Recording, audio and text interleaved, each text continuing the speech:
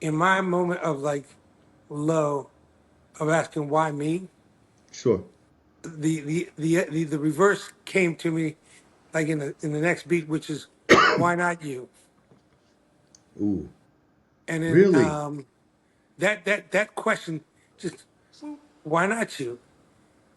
Because I need to Really? use you for what comes next, Okay. and that Yeah. calmed the waves down. I say, Yeah. okay, like when you get a project or an assignment at work or whatever, Yeah. or task that you just so well, why did you pick me or why me? Right. I'm picking you because there's 10 other moves I'm doing down the road Exactly. that aren't your concern right now because you can't see it all. He can. It's good to see you, my brother. You Good looking to see you you too. you're looking pretty good. So how Yeah, are you? How are you? I'm good. It's better than expected. Excellent. I mean, the prognosis, diagnosis, whatever you want to call it, it's serious, but Hmm. it's funny. I had made a prayer. I said, God, just place the appropriate angel in my path when I need them, and Powerful. to a T. The person I was like, man, I really would like to talk to a a person that went through a lung transplant. We moved down here. Said, oh, I know someone who's been at it, had a lung transplant. You can talk to him. I was Right. like, and just have a real unvarnished conversation. Or, hey, I need someone to help me move into the house. Oh, I got somebody. Hey, Yeah. I need someone to help with getting to this situated or that situated. So it's just been like example after example of somebody just being the perfect person to answer the bell. Right. It's been amazing. So I stopped worrying about this a long, long time ago. You know, Hmm. it's just crazy. And I have a long list of simple, clear examples of this throughout this process. Right. Man, how does that make you feel? That my faith has been answered. Hmm. They one of the most deadly sins that people don't talk about, but it's true, is that is certainty, and that if you're completely certain, it removes all need for faith. Hmm. Doubt is another way to put it, um, but this is a little different in that I I'm certain that my faith will work. Is the way I put it now. Man, that's powerful, bro. Oh my gosh, I love that. That's Yeah, man. There's I don't think there's a person on the planet that doesn't resonate with. yeah, yeah. I mean, my kids who live in New York City, they love the Knicks. I'm sure they had a Yeah. lot of doubt. And I saw something about the statistics of the odds of them winning that last game was so astronomically low Right. that it shook up the world. It just like 4 seconds left, It changed uh, everything. changed everything. It's just like everyone was in total stun. And just like, what just happened? Exactly. Exactly. So, one of Um, those things. man, so so one of the things that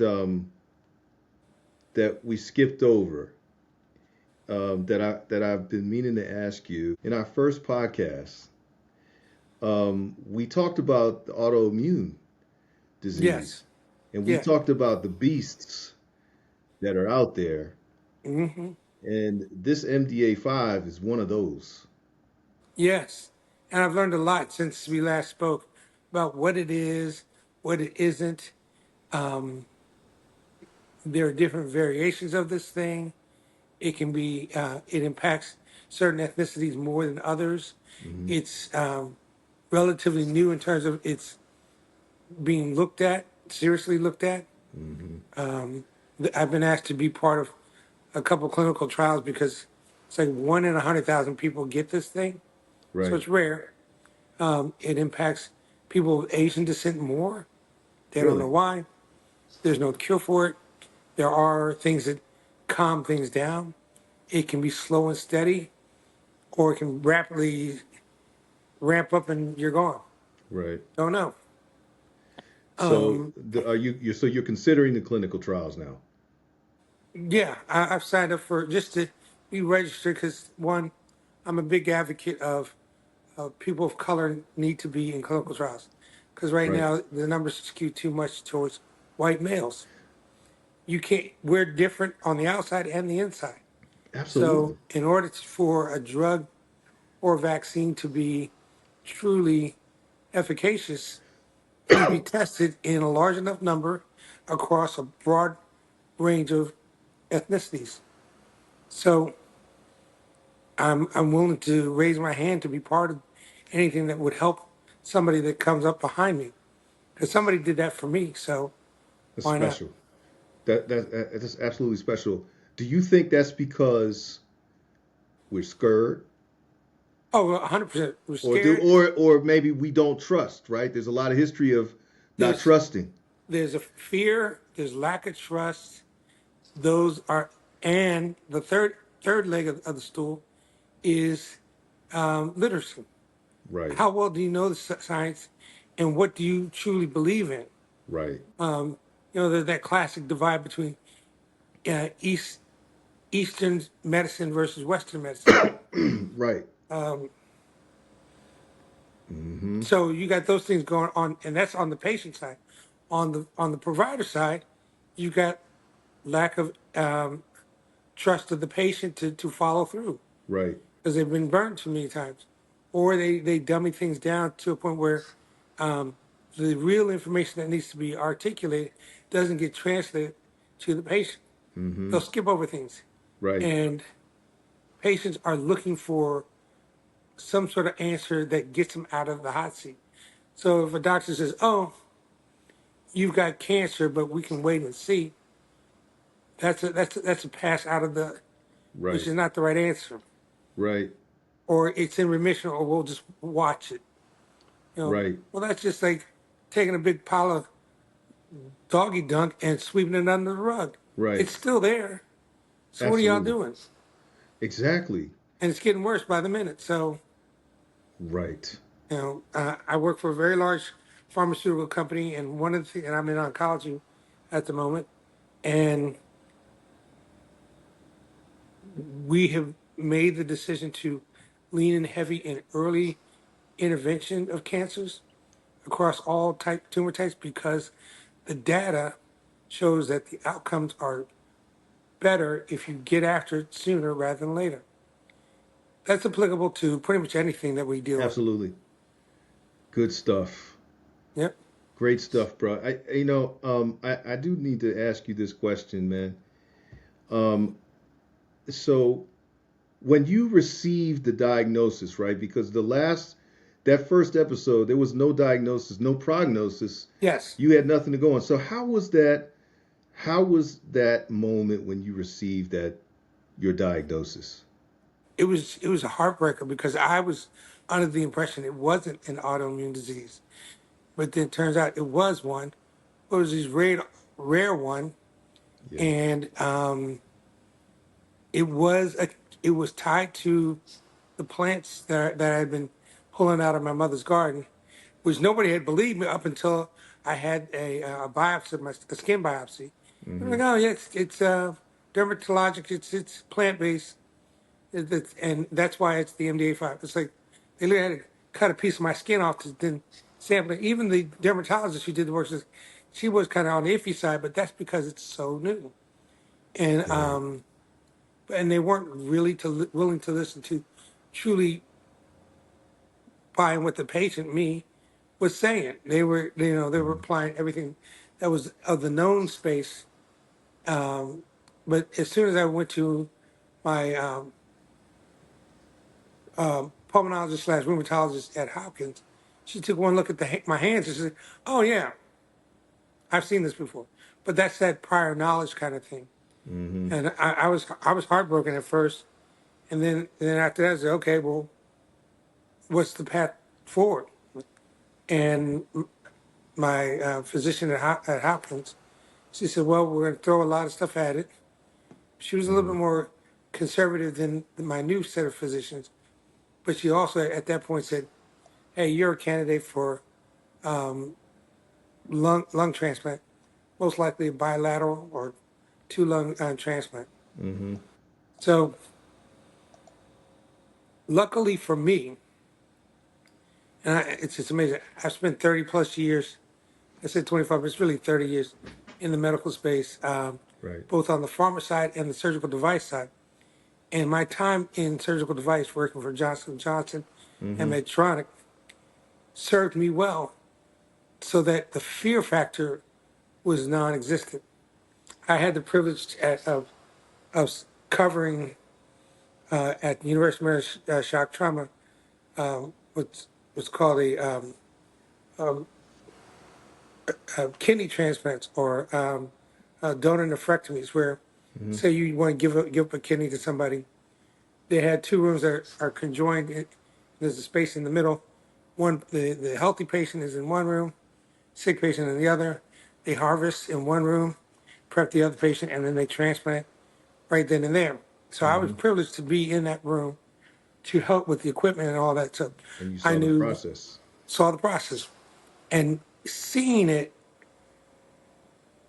up close and personal, and knowing every step removes all fear.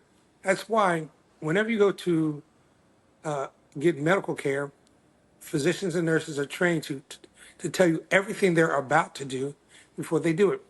Mm-hmm. Okay, it's going to feel a pinch. It's going to feel cold. It's going to be hot. All to get your mind right before they do what they do. Right. If they don't, you're going to have problems because people get upset.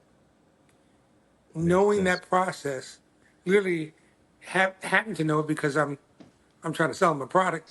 I need to know where they are in the procedure to speak at the right time for the right reason. And that was very helpful to have all that knowledge prior to being told I was going to get a transplant. Now, mind you, kidneys are easier, way easier than than your lungs. We're Right. talking 3 hour procedure versus 10. That's not a walk in the park. That's an incredible process. It's It truly is unbelievable. major surgery. Yeah, that's But unbelievable. yeah, but the process makes is similar. It's way more intense though. So all of this was going through your mind. So and I'm just going to interject one thing. You know, when I got the terminal diagnosis for me with my IPF, right? Hmm. I didn't have those markers that Right, I could pull from, right? right. So it hit me like a ton of bricks, and then all I could do was look out the window because the doctor stepped out of the room after he told me that. It was a doctor that I had known for 20 years, Wow. the pulmonologist I had known for 20 years, was just taking care of my mother. So Mm-hmm. so I didn't have anybody to hug me. No. I didn't have anybody to say it's going to be okay, right? It was Yeah. just me. I looked out the window. I guess I was looking for God. I don't know. I don't know what I was. I mean, I was looking for somebody. Somebody, come, I was looking. anybody. I was looking for somebody, right? And Right. and so you know, excuse me. You make a really powerful point because you had those markers. You know, you had the resources that you could pull from in that moment to give you clarity, Yeah, right? So I that sure did. you didn't fall apart. And I can't say that I fell apart. I didn't fall apart. I was more shocked. Like I really didn't come to the reality for at least a week. Did at any point did you say, I guess it's my time? Not a single time. I never Okay. said that. So Okay. I did ask the question. I said, God, after all of this, now's the moment. Like I still got a lot of living to do. There's still things I need to do. I did question him. I flipped it a little bit in that in my moment of like low of asking why me, Sure. the reverse came to me like in the next beat, which is why not you? Ooh, And then really? that question just why not you? Because I need to Really? use you for what comes next, Okay. and that Yeah. calmed the waves down. I say, Yeah. okay, you know, like when you get a project or an assignment at work or whatever, Yeah. or a task that you just, so well, why did you pick me or why me? Right. I'm picking you because there's 10 other moves I'm doing down the road Exactly. that aren't your concern right now because you can't see it all. He can. Absolutely. And what is evolving here? There's a whole lot. There's a whole lot of subplots Yes. that are evolving here, right? Right. And I think the 11-minute and 28-second call that we had before, Right. there was so many subplots in there, Keith. Yeah. It was unbelievable. Like you and I think that you're like a fountain. You just have it's just gushing out of you right now. Yeah. There's so many things that are coming out of you, and you're connecting so many dots. You're Yeah. dropping so much knowledge for people as you traverse this journey. It's I mean you're teaching. Hmm. I do come from a family of teachers, but yeah, it's it's almost this is akin to this is so funny. My mom, my brother, my wife, all my family, we would do these 1,000-piece jigsaw puzzles, Yeah. and people would look at us like we were crazy. And there was so much chaos with these puzzles in the beginning, Mm-hmm. but as you got through halfway or a third, it's like one, I can finish this, and two, I can start to see the edges start coming in, Yeah. the colors coming here and that, and all of a sudden it's you got more clarity Right. because you went through all this drama ahead of time Right. with all this confusion, and that's how I see this scenario. It's like it's 1,000-piece jigsaw puzzle that in the beginning no one had. What piece matches what and all that, and Right. just a whole bunch of noise. But now there's clarity, almost like it's like you ever listen to a symphony get ready to perform a piece? Yes. They're all over the Everyone's place. playing their own little obscure part, and it sounds Yes. like noise. And then the conductor taps the podium, raises the hand, and all of a Mm-hmm. sudden they start jumping in, and they all jump in when they're supposed to jump in. It feels sort of like that. Like there was chaos in the beginning, then there was a start, there's a middle, and there's an end. But it all makes sense at the end. It really does. I think I mean you're making another good point, and the relevance is really insane there. So it's been 10 months since our original talk. Um, Yeah, how is the disease progressing? it's making its way. It's trying to do a number on me. Their goal is to stabilize me long enough to have a transplant. So that's Right, where I'm at. and that must be. You remember in the first call we talked about your level of stress, right? Hmm.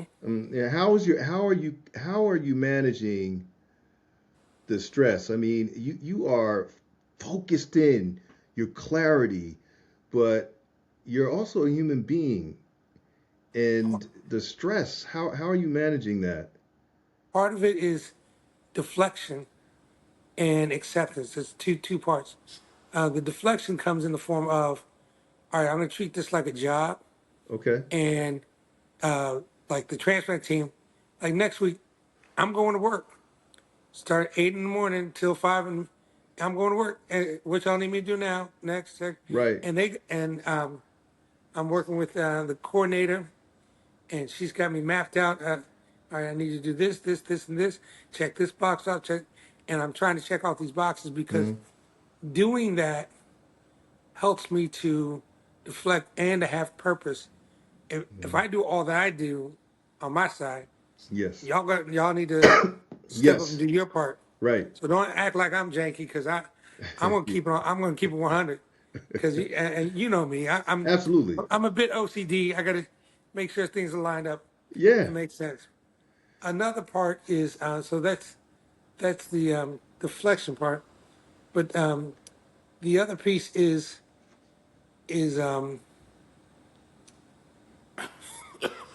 excuse me, the other part is trying to be strong for those that are around me. Mm-hmm.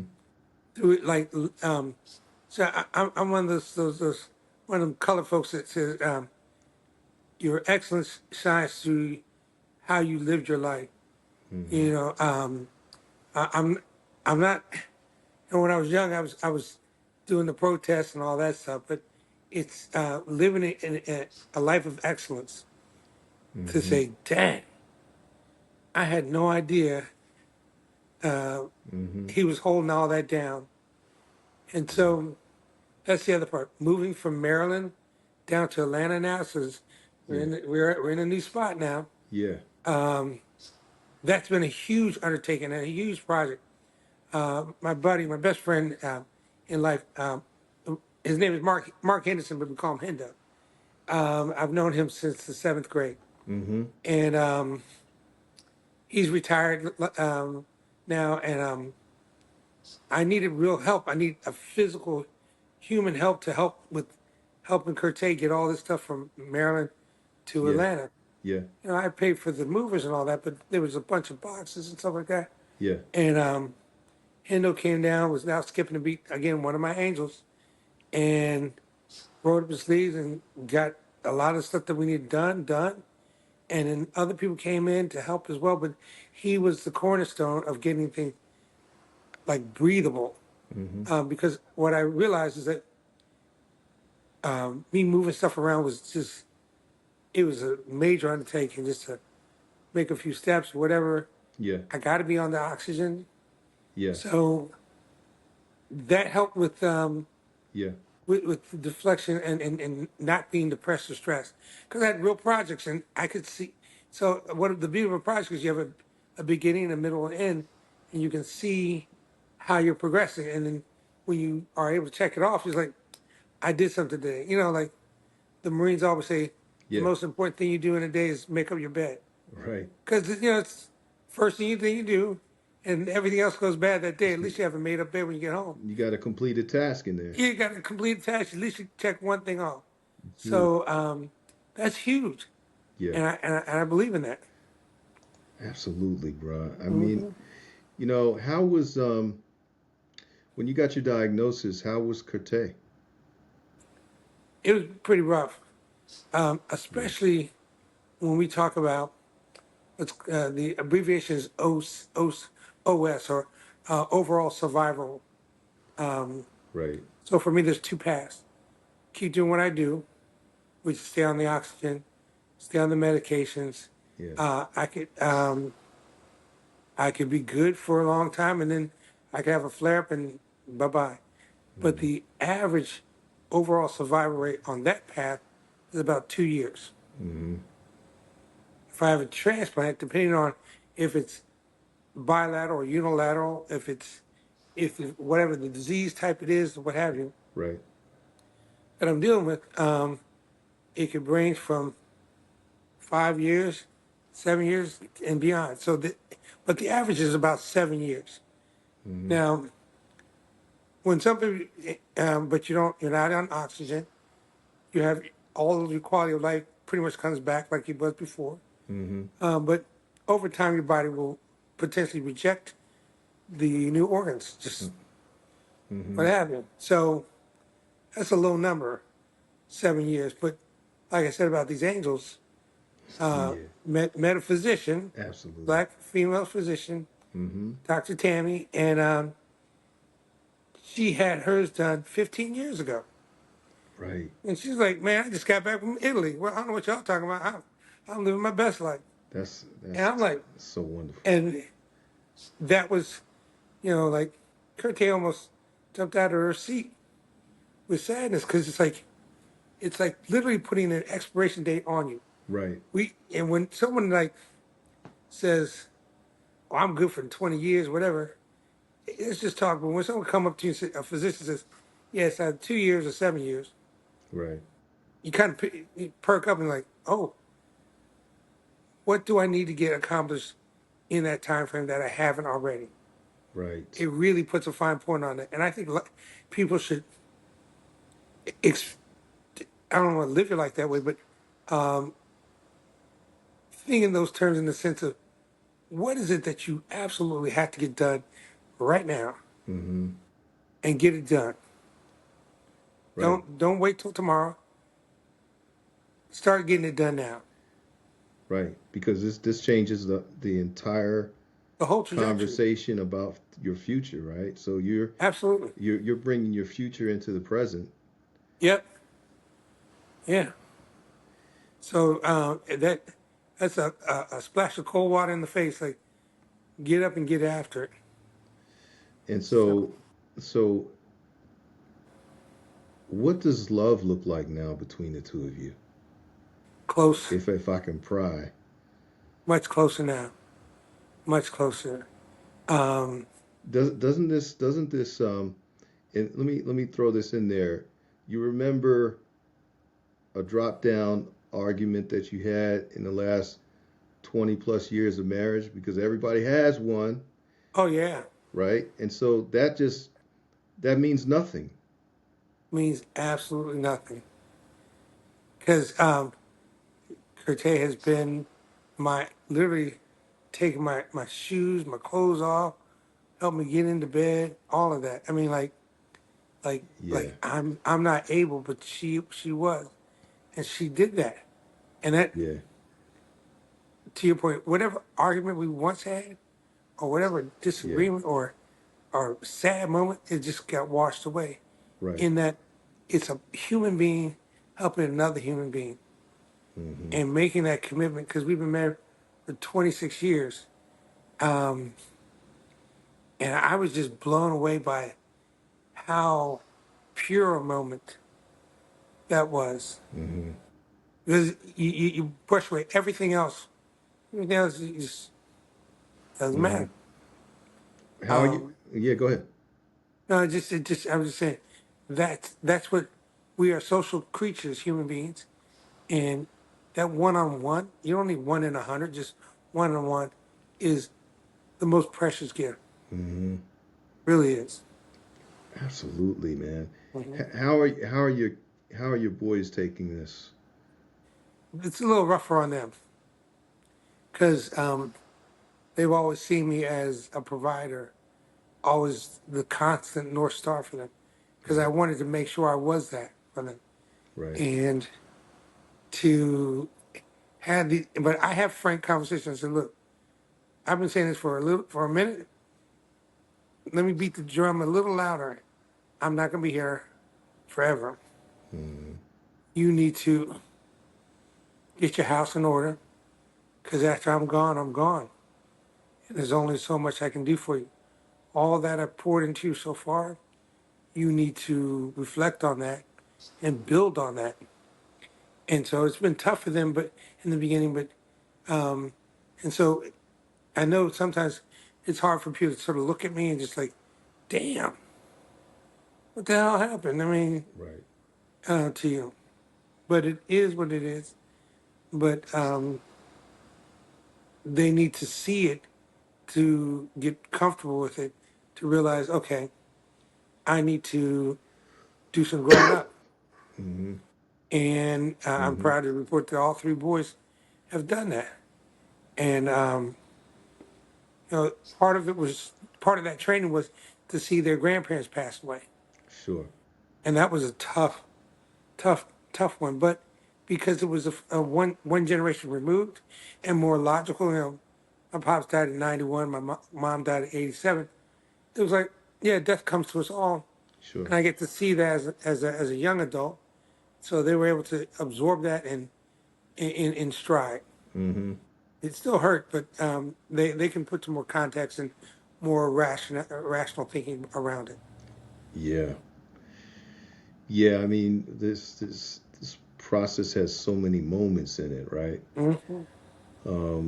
And uh, that's all in there as you traverse your personal journey, right? Because Yeah, you're interacting with loved ones, and you're trying to make sure that they're okay, and do they need to talk, and you know, um, yeah, I mean, it's complicated.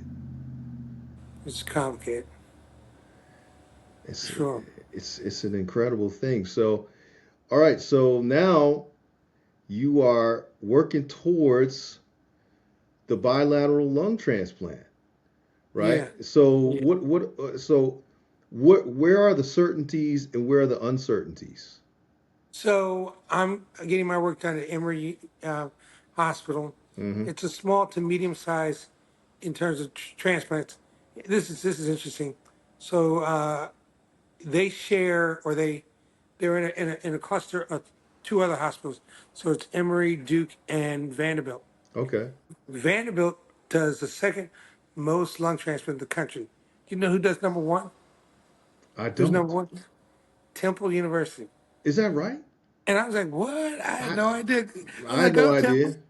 Yeah, but they're number one in the country. So Amazing. with both of those doing so many, their success rate is good, but more importantly, they do so many. They're very proficient at. Mm-hmm. Over here, their ratings are very high. I mean, it's some of the highest, and success rates are some of the highest in the country, but their volume is much smaller. Mm-hmm. It's a little scratching your head because they're not just taking anybody. They want some very pristine patients that are pretty much layup shots versus a complicated order. And Mm-hmm. so Emory rejects a lot of people. I think I'll be fine because one of my age, my overall health, and they look at a litany of things. Did you smoke? Did you do drugs? Do you drink? Right. Do you have other complications? What are these levels and all across the board? So is your heart good enough? Is your swallowing good enough? There's just so many things that like next week is going to be bananas. How many things? So I don't know if I sent you a picture, but they did blood work on me. And typically, when you get blood work done, they'll do like 4 or 5 valves of. Mm-hmm. So my phlebotomist um, uh, came out. She had like 30 or 40 of them lined up. Oh my goodness. I was like, and I'm not even exaggerating. I took a picture of it. It was crazy. Right. And I was like, what are we doing here? I said, you gonna leave me any blood left? She said, I'm sorry, Mr. Boyd. This is a lot. But they Yeah. wanted everything from my blood type, which makes perfect sense, to tests I have never heard of in my life.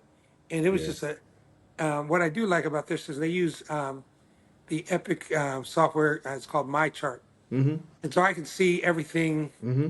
that they were doing. And that's another thing about alleviating some of the dramas that I Yeah. could see some tests were out of range, others were on point.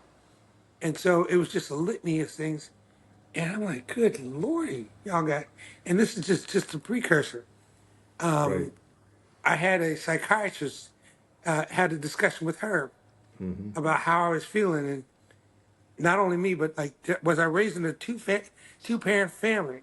Right. Have I ever been beat on, or do I have any psychological issues? Have any things of violence? I mean, just a wide range of stuff. Now, Mm-hmm. again, my mother was a nationally recognized psychologist.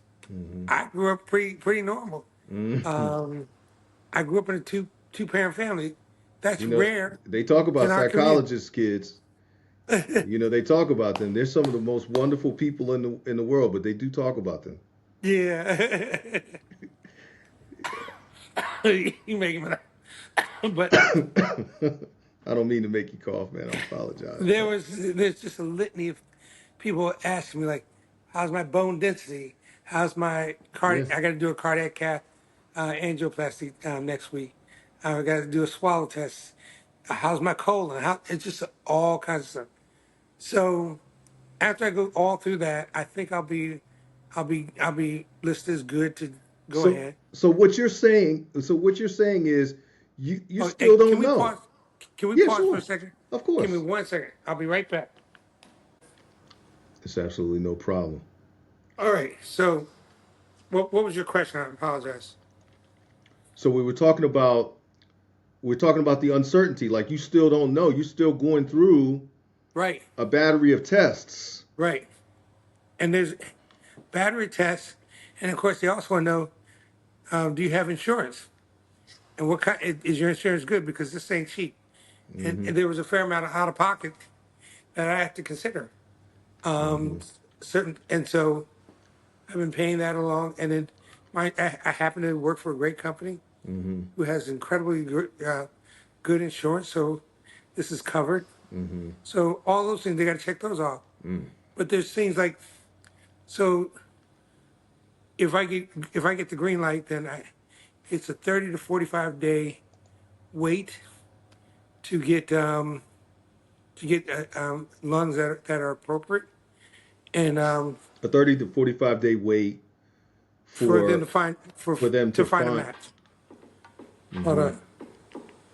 on, to find a match, and so that's interesting because and then my physician, because I asked this question, I said, well, how far can you go to go get lungs? Right. There's 3,000 nautical miles is Really? their range, and the physician will fly out himself to go get it and fly back. I did not know that. I ain't never heard nothing like that. I was like, y'all don't have just a, no, we don't. These things are so delicate, and they have to Amazing. be handed so much. That Everyone is was so amazing. scared. Like I did not know that. I didn't know that blew me away when I heard that. I was like, so if it's in California, you're gonna fly out to California to go get me those lungs. To go, so we're gonna go out to California, harvest those lungs, put them in whatever, and ship them back, and they'll be right next to us in the plane.